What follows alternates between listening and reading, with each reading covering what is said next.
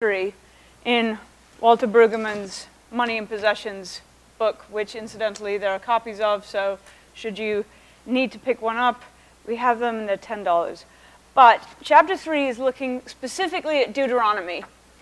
And because of the dearth of information and also the very impressive concision with which Brueggemann writes, we're actually going to break it up into two halves. So this way we should be able to chew a little more slowly on some of the material, look at some biblical passages, of course there are quite a few, but then also not be terribly rushed to getting through everything by the time we go up to church. And so, to situate our conversation this morning, we had talked last week about Exodus particularly, what Brueggemann calls the core narrative of Israel, and looking at coveting and how that is both a commandment God issues not to covet and how that plays out, what the tricky parts of that are, and you may recall also then some question about what is the nature then of this desire of coveting.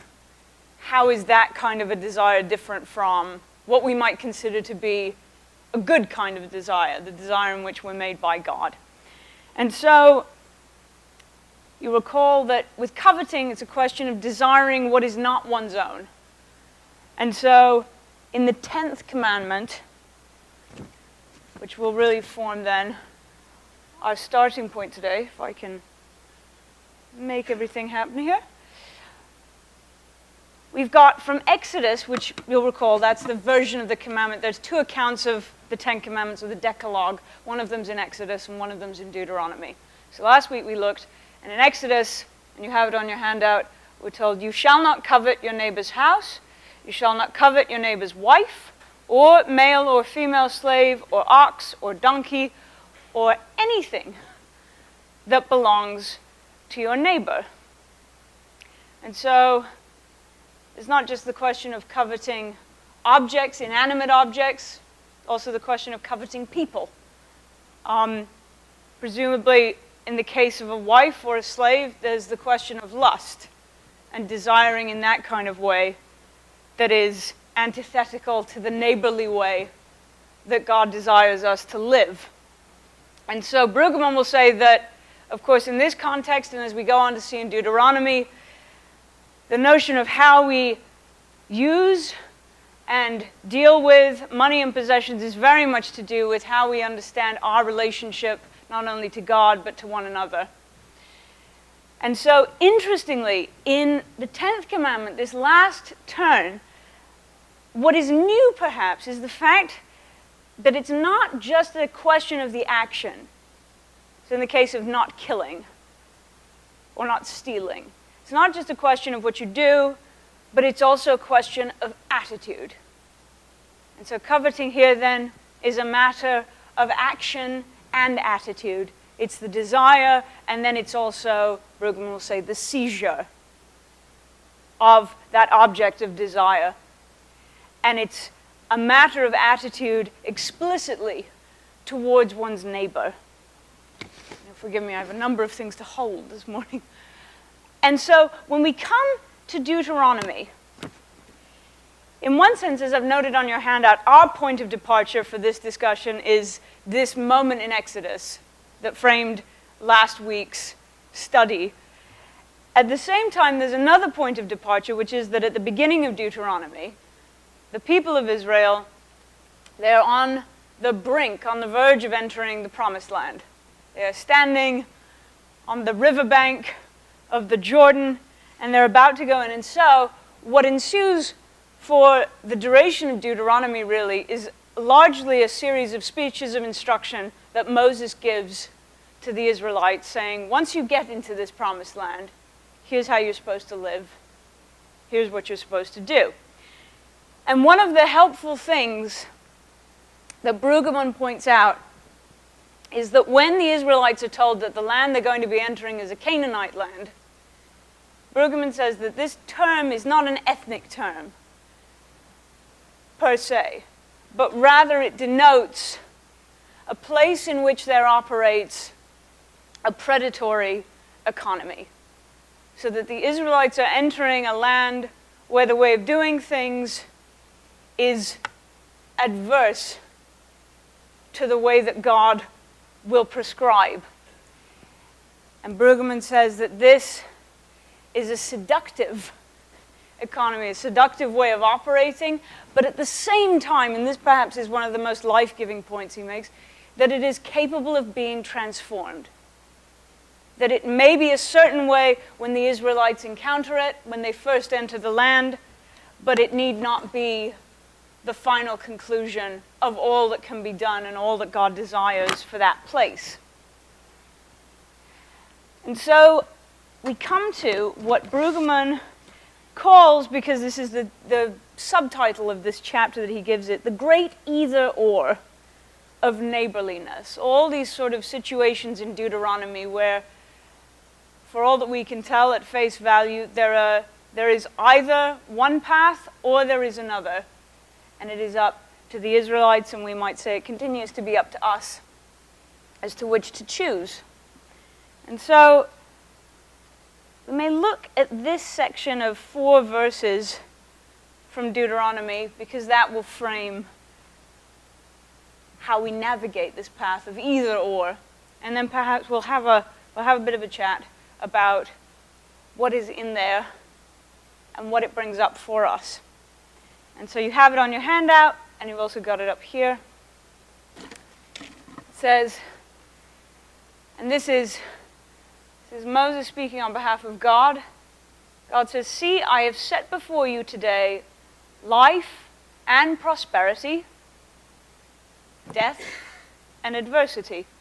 If you obey the commandments of the Lord your God that I am commanding you today, by loving the Lord your God, walking in his ways, and observing his commandments, decrees, and ordinances, if you do this, then you shall live and become numerous, and the Lord your God will bless you in the land that you are entering to possess. But if your heart turns away and you do not hear, but are led astray to bow down to other gods and serve them, I declare to you today that you shall perish. You shall not live long in the land that you are crossing the Jordan to enter and possess."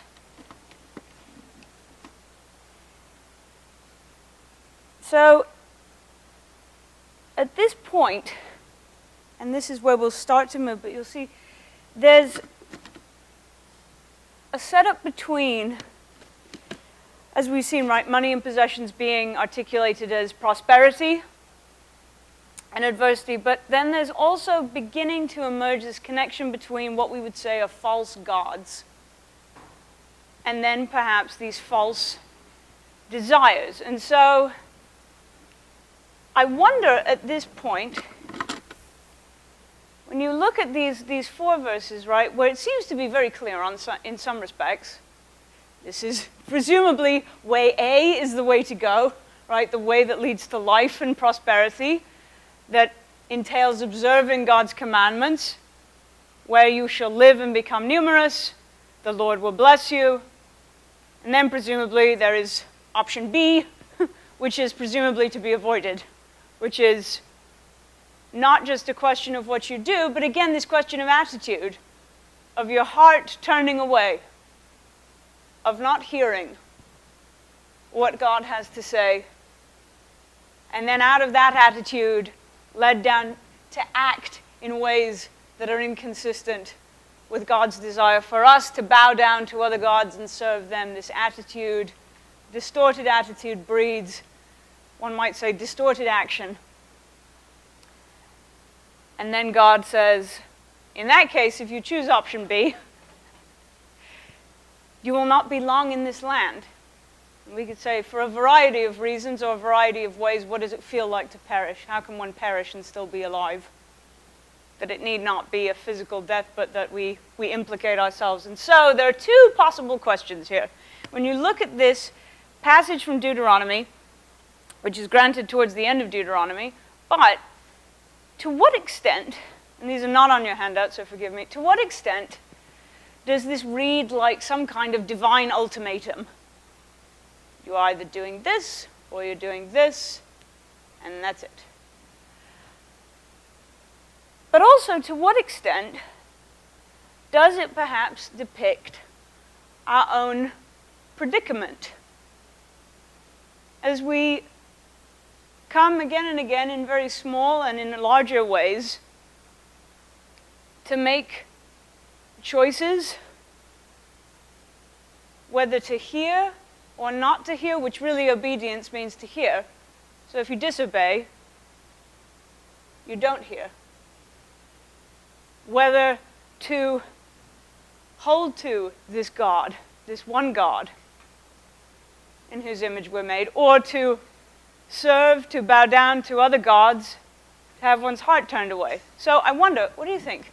How much is it like a sort of, this is, my way or the highway?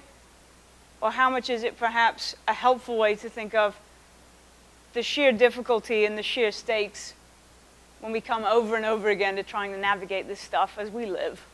Mr. Keck.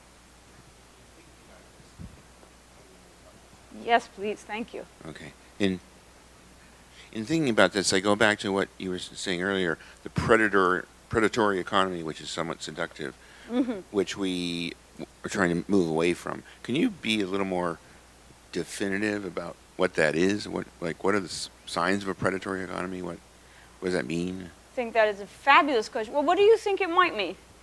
If we're entering somewhere, if, say, the Israelites, according to Brueggemann, are going into a place where what is operating is not this relational, this awareness of neighbor right that demands a claim not just on how we view one another, but how we behave and the repercussions we understand our behavior to have.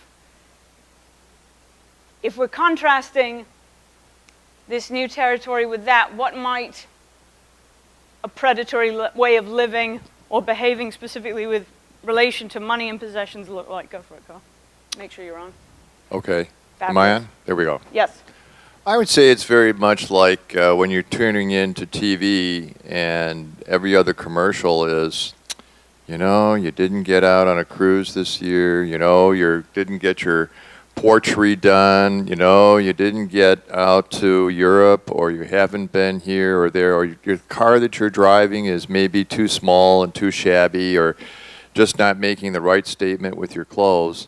I would say a lot of that is, a predatory economy where you're making people feel embarrassed by not coveting the neighbor's wife, possessions, lifestyle, etc., etc. No, and it's an excellent view of particularly the, thank you, predatory nature of things. Because on the one hand, you could go perhaps for a more sort of ground floor example that might be something like loan sharking, where people who have, especially in Brueggemann we'll talk about indebtedness. We don't need that anymore because all the credit cards are loan sharks. Exactly. Well, that's the thing. It's the prevalence, right? And we'll go on to see, and this is helpful in some sense, I find, because part of what is lifted up in Deuteronomy is saying the sheer pervasiveness of the way that this works. You will, if you don't remember all these things, if you don't have a clear view that God is the one who set before you life and prosperity or death and adversity, if you don't remember, people of God, before you go into this land, that you are to obey the commandments of God, and that your well-being is bound up in your hearing and your responding to this God, then it will be so very easy for your heart to turn away and for you not to hear, because the prevalence of this way of being, where it can be so tempting to feed off of one another, to prey on one another, which is an aberration of the idea that what relates us is not what we can get from each other, but rather the fact that we are in relationship and we are responsible for the well-being of each other through God. that is part of what is at stake. And so I appreciate, Carl, when you say about it's not even the overt ways of preying on people with high interest rates. It's even this more insidious preying upon people and saying, if you don't have this desire, then that's an error on your part, and what you really need is whatever it is, that cruise, that, way of being, that thing you're lacking. Hang on one second, love, let me bring you this.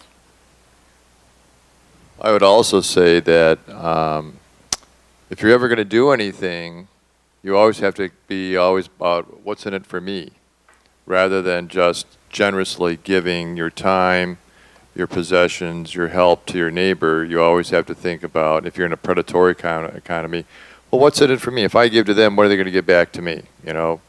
And people get overly caught up in that, because then they exclude the idea that God can bless you and return back to you what you've given in a variety of ways. It may be money, it may be warmth, praise, better relationships, etc.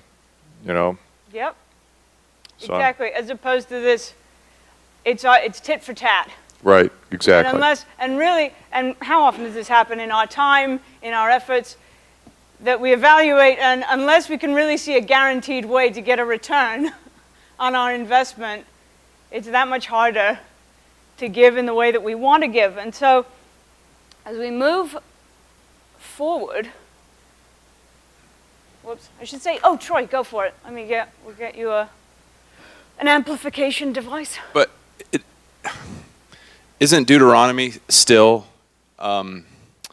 carrying overtones of a transactional understanding here? If you do this, if you are loyal to God, He will bless you. Mm-hmm. It's not contingent.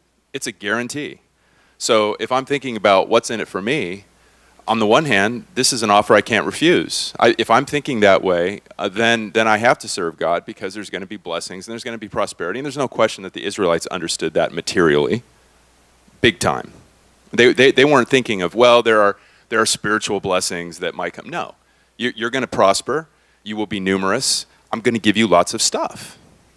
So I think in some ways God is not correcting this impulse as much as He's trying to steer it in a different direction, right? No? Well, it's an excellent. Everything is in play, so there is no incorrect way to read per se.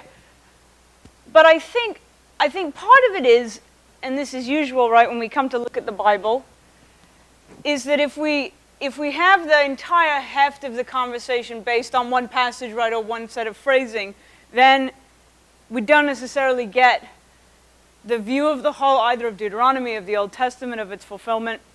So it's always that tricky balance to try and talk specifically about what is said in one place and retain a view of the whole at the same time. And that's why I sort of ask, to what extent is it like this ultimatum that says either that, or also that says that this is a transaction, which all, I guess, depends on how you want to interpret the if-then construction. Because if you interpret it as this consequence, that would be that kind of a reading, right? To say that only if you do this will this result. And I think that what Brueggemann sort of will look at, and part of what's an opening for us, as opposed to this simply like linear conclusion that says if you do this, this will happen, is this idea that there is a relationship between God and God's chosen people who are beloved, who remain that throughout the entirety of Scripture and up until now, that they never stop being God's chosen or beloved. And so there's a way to read it in which it says God is equipping the people of God to be in that relationship rightly, and is not hiding the terms or hiding what's going to be genuinely life-giving for them, as opposed to God stipulating, this is, I say jump, you say how high, and we continue that way. So to me, there seems to be a bit more life perhaps than the idea that the Israelites have certain ways of being or wanting to be that God is sort of taming in some sense. I mean, especially if you think that they've just gotten out of 40 years in the wilderness and they've been slaves before that. And so in one sense, then you might say, well, if you've been enslaved and then you've been in the wilderness for 40 years, what does well-being look like? And how is that perhaps not quite covetous? How is that more, perhaps when someone's, it's like the Pope. Pope Francis had that great quotation at one point. The way that prayer works is you pray for the people who are hungry and then you go feed them. You are part of the answering of the prayer. And so if for people who have been hungry all through this time in the desert, prosperity and well-being looks like having a lot of food, then suddenly that takes on a different kind of gloss than simply materialism in and of itself. Pastor? I'm really grateful for this conversation because what it's doing for me is helping me realize that I probably have a very myopic view of what the word prosperity means. So I'm very much kind of, inculcated in my society, and my society tells me what prosperity looks like. And some of those things that Carl was talking about, I think, are what comes to mind. But I'm wondering, one of the things that I struggle with some of the Bible is to trust God in these difficult passages. When there's an if-then statement, and it seems like God's really, trying to be the puppeteer with me. So if I trust God in this statement, and for God to say to me, I've set before you today life and prosperity. And if I were to think then, what is God like with me? This amazingly loving, generous, abundant, does anything to make sure that we're all being cared for and have promise and hope in life. Prosperity then looks different. There is a tangible part of it. There's money and possessions, but really, that's like part of it, and almost not. It's tangential to it, and really, prosperity looks like, amazing life. And you were hinting at that and saying that, this life where not I have to, but I get to be in relationship with all these people who I don't know. And we get to interact with each other and experience things together. I'm rethinking the word prosperity. No, I love it. And I think what it also brings up to me, and then we'll move on a bit and talk a little more, but it also brings up this idea that for God and God's relationship with Israel, time is such a long, long span. It's so arcing over and over again. You think of all we talk about the people of Israel, the Israelites, right? And yet they were not the same, group of individual people at any different moment. So the Israelites who were liberated from Egypt, they don't get to see the promised land. They're not there. And Moses isn't even there at a certain point. And so this idea that prosperity is not necessarily even your well-being, you as the individual in your life, but the well-being of all of God's people for these generations to come, which is what God refers to, that you'll be numerous in the land, not just in terms of like how many children or grandchildren you have, but this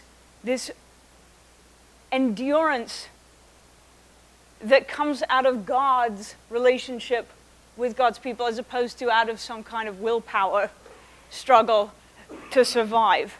Go for it. It strikes me that as we read this text, could the promised land be part of our aging process in our life metaphorically? And when you're young, you think you're the top dog, you're competing, you're predatory in some ways. And as you age, you begin to realize that you own less and less, and that you're more a collective group, a church, a culture, society, whatever it may be. And then as we age, it's interesting the metaphor of wine in the scripture, that we want to gather clumps of grapes. How many grapes in your vineyard? How many things do you have there? And what God's after, an aging process, is crushing the grapes and making wine. So the older the wine gets, the more tasty and more valuable it becomes. So our aging process is surrendering. The ultimate surrender is going through that door into the next world and leaving my wine behind.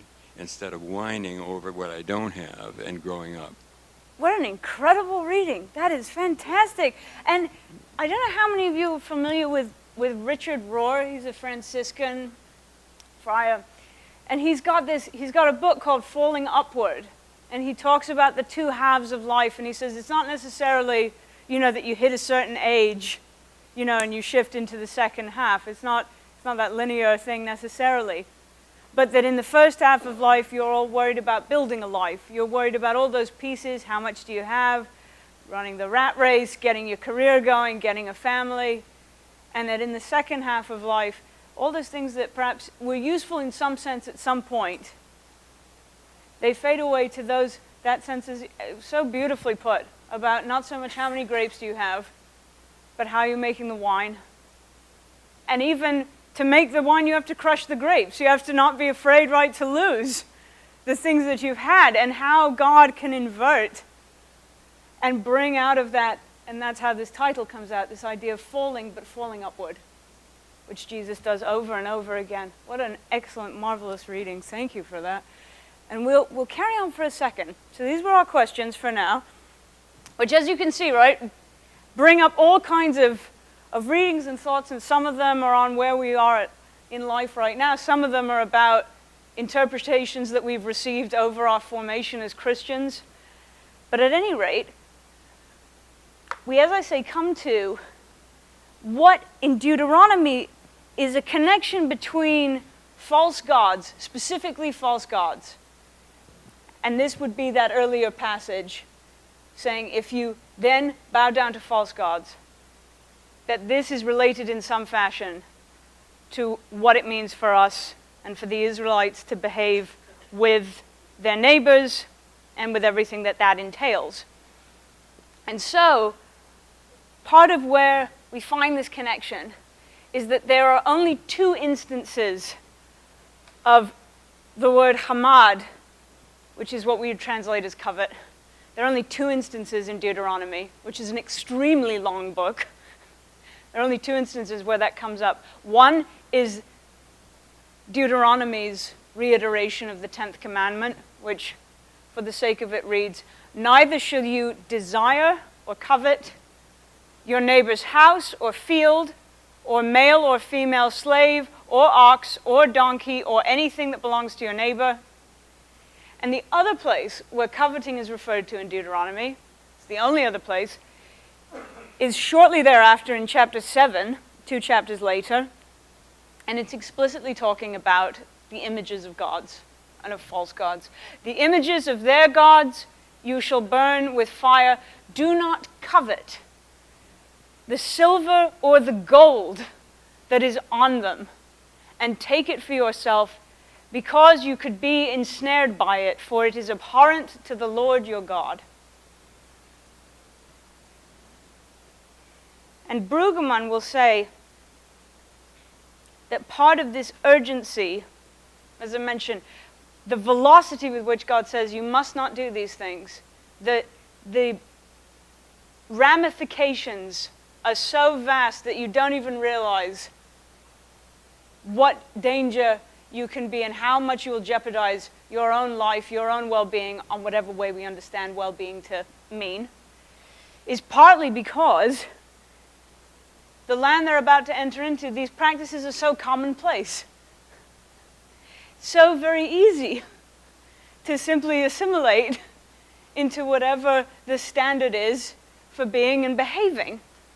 And what we find is that, again, the sheer extremity of what follows, verse 25, which is about, again, what you're to do with the idols and how you're not to covet what they're made of. It follows up by saying, "Do not bring an abhorrent thing into your house, or you will be set apart for destruction like it. You must utterly detest and abhor it, for it is set apart for destruction." And again, the endless, fascinating thing will be, how do you deal with all these if-then constructions? Is this if you do this, I'm going to punish you, and then you have no recourse because I told you what the stakes were and you ignored me? Or perhaps we might think, in terms of God as a parent, which is not always an extremely helpful metaphor depending on what kind of parents you got. But in the way that as a parent you will explain to your child, presumably, you are not to do this, because if you do, this is what happens. Which in that sense sometimes can very much be, with an authoritative parent, this is how I'm going to punish you if that happens, and I'll have given you fair warning. But it can also be, I'm trying to equip you with the knowledge to help you make this decision in the most informed way that I can without taking that decision away from you altogether. And so what Brueggemann will offer is that what is at stake is forgetfulness. That is the thing that is most in view and in play when the Israelites come into this promised land. And there's two kinds that he points out specifically. One is a forgetfulness which normalizes a predatory economy that is bereft of neighbor and rather besieged by exactly that threat and that competition that we've alluded to in different kinds of ways. And this is something that Brueggemann actually, he points out in his introduction. And this is on page 10, and I've put it on your handout as well in case it's not easy to see up here. But he says, to view money and possessions as resources to be shared in a neighborly way, so explicitly in terms of the relationship that you have with your neighbor, viewing money that way, as resources to be shared, it contradicts the assumption that there are no neighbors.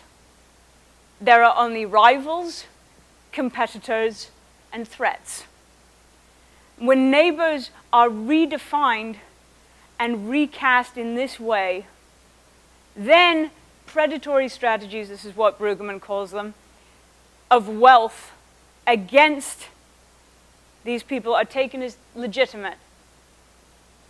So when neighbors become rivals and competitors and threats, then everything looks totally understandable, that you would simply try and get as much out of each other as you possibly could, and really do it as fast as you could, because who knows when the opportunity will come up next otherwise. And it debunks this idea of there being any relationship other than that transactional, what can I get out of you, which of course then leads to this distorted way of extorting each other and preying upon people's need rather than serving it.